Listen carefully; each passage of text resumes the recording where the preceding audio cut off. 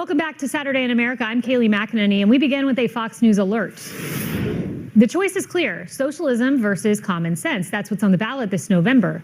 So what are Republicans doing to stop the socialist surge? House Speaker Mike Johnson is fighting back. 35 years ago, Republicans and Democrats in Congress, they were fighting communism on a distant shore. Now it's here. This is a contrast election between common sense and crazy, and increasingly that's what the other side represents. House Speaker Mike Johnson joins me now. Welcome, Speaker Johnson. Thanks for being here. You have a website. And hey, Kayleigh. Yeah, thanks for being here. You have a website. It's a play on the Contract for America, 1994. That, of course, was Newt Gingrich, very successful. But this is a contrast for America. So tell me about the contrast you are drawing in the next 80 days. Yeah, thanks so much, Kayleigh. Great to be with you on a Saturday. Look, I made a pit stop here in my hometown. I'm in the middle of a 30-day nonstop campaign tour, going to 18 states and across 34 districts in August. And everywhere I'm going, Kayleigh, from coast to coast, north to south, east to west, we're seeing the energy of people because they understand the stakes are so high in this midterm. It's less than 80 days away now, and it's going to be a fateful one for the country. And this is a contrast election. I was on the phone with Newt Gingrich 6 months ago. We talk all the time, but he has a way of crystallizing things, as you know, and he said, you know, Mike, this isn't a contract with America year, this is a contrast for America, and in short summary, it's a contrast between common sense and crazy. So we've just launched a new website. I'm going to debut it on your program this morning, but if you go to contrastforamerica.com, we'll lay all this out. We really have an education component to what we're doing on the campaign trail right now because, sadly, young people have not been taught the truth about socialism and communism. It's a dangerous road, and this is one of our efforts to make sure people know that. And people can see this website scrolling here. We're actually going to zoom into part of it in just a moment. But before that, there's a lot of talk about socialism and communism. Some people say, you know, oh, President Trump, why are you using the word communism? He's right to do that. And he has an unlikely person who agrees with him, former Democrat mega donor John Morgan. I spoke with him. Listen to what he says about socialism being the gateway to communism. The Democratic Party is in a crisis, and it has been for a long, long time. Who are we? Are we Democrats? Are we socialists? What I don't understand is why can't anyone find a socialist government that ever worked? He goes on to say socialism is the gateway to communism. We are talking about communism here. That's not hyperbole. Am I correct? Well, that's right. And of course, it's Marxism, right? So Karl Marx believed, and he taught and said, socialism is a step towards communism. It's a process. They thought communism would be the utopia, the perfect society, but it begins with the wrong premise. Communism is anti-American. It's the opposite of our ideals. We're one nation under God. Communism begins with the premise that there is no God. The state is the God, effectively. And so on the website, what we do is we show a summary of the history of this, going back beginning 1918 to Soviet Russia and going through history of the 20th century to communist China, you know, ending in Venezuela with the Eastern Bloc over in Europe. It never works, and it ends in poverty, destruction, political violence, human suffering. That is the story of communism. So when you go out on the campaign trail and you promise free stuff to people, young people, that's a siren song to them. That sounds great to them. No one is telling them they have to give up their freedom in exchange. So this election really does draw a contrast in a sharp way for the American people.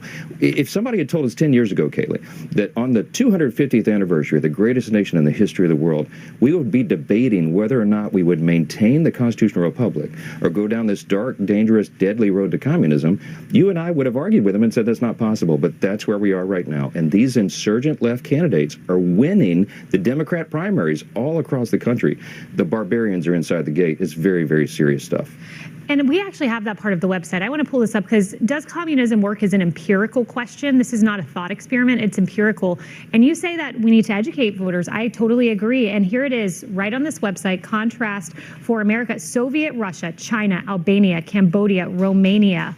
As you can see here, communism has failed everywhere it's been tried, but you're looking at some pretty radical peers that might be joining you in the House, folks like Chevalier, who wants to use the American flag as a napkin, who admitted to doing that once. Claire Valdez says solidarity forever, abolish ICE, free Palestine, organize your union, join the DSA.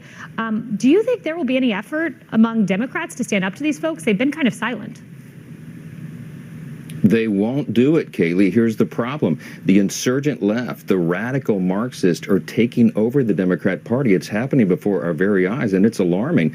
The establishment Democrats are not putting up a wall to stop this because they have been defeated on their own turf. Look at Hakeem Jeffries. He's the leader of the Democrats in the House. He had a slate of candidates, establishment Democrat candidates, that he endorsed, even in his own hometown, New York City. In the Bronx, in his literal neighborhood, he got beat by the Mamdani slate, okay? There are many Mamdanis popping up all around America, and they're winning because the energy, the excitement, the money, the grassroots is on the side of that insurgent left. It's serious business. By our count, almost 40 of these Marxist candidates have already prevailed in a primary at the federal or local level, all the way across the country, and many more are on the way. This is serious. This midterm will decide the fate of America. Now, I'm absolutely convinced because of this, we are going to keep the House majority for the Republican Party. We're going to grow that majority. And so from races from Maine to Arizona to California to Michigan, all across the map, our common sense conservative candidates are going to be met in a general election with one of these crazy communist candidates, and I really, really like our chances. 40 candidates across the country, that really puts the stakes there out for everyone. If you're a young person watching this and you're disenchanted and you can't afford a home and you're having trouble with healthcare and you feel failed by the economy, what is the Republican alternative to the socialists, which might be alluring to someone who doesn't have the education about its failure?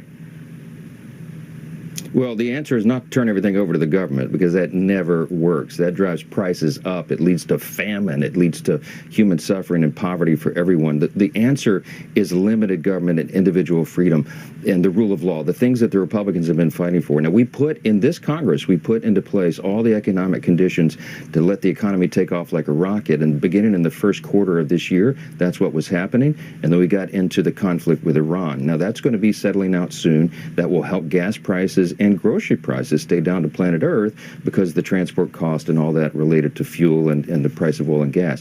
That's the big headwind we have right now. But we have done what we said. We fulfilled our promises. We cut taxes on tips and overtime and Social Security. We infused our legislation, like the big, beautiful bill, the Working Families Tax Cut, with pro-growth policies for those who create jobs and provide the pathway out of poverty for more people. That's the American system.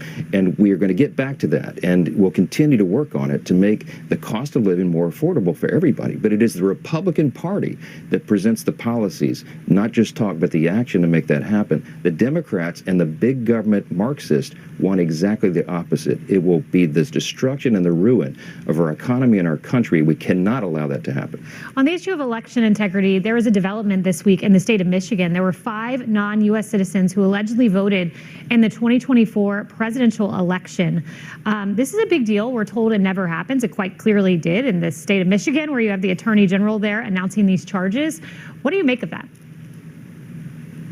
Yeah, it's just the latest example in New Jersey a few weeks back. Remember, they voluntarily told us they found 6,600 non-citizens registered to vote in that state. The administration found over 250,000 non-citizens registered to vote in 4 states, across 4 states. So this is a serious problem. Election integrity is a top priority and issue for the president, for Republicans. We can't get a single Democrat in Congress, Kaylee, to vote for election integrity. So we passed the Save America Act 4 times in the House now, for those who are keeping count. The last version we sent over on a budget resolution for a reconciliation bill to the Senate, and I'm very hopeful they'll process that very quickly, because we added election integrity, the Save America Act, with some funding for troops and farmers. I don't think anybody who has common sense can vote against that, and we're awaiting the Senate's action so we can move it and get it to the president's desk. Final question for you. So you did multiple times pass the Save America Act. You used budget reconciliation. You have worked hard to get this across the finish line, and the president has expressed his appreciation. In the Senate, he asked them not to go on recess. They are on recess. Where does this stand? Is there any hope? I realize you're not the Senate, but your thoughts as the House Speaker who's gotten it done on your end. Well, I think they'll get back to it. I mean, I do agree that, I think they agree it's a priority. They understand how important it is to the base and to all the American people. By the way, you know, the proof of citizenship to vote, to register and voter ID, these are like 90-10 public opinion poll issues. You know, even 72% of Democrats think you ought to have a valid ID to vote. So it's not a controversial proposition, but the Democrats in the Congress are holding it up. And you have to ask yourself why. The president, I think, is right. Some of of them just, they want to have the pathway open for cheating. I don't know how else you can explain it, Kaylee. It defies common sense. House Speaker Mike Johnson, thank you. And we encourage everyone to check out The Contrast for America. This education is needed desperately in our country. Thank you, House Speaker. Thanks so much.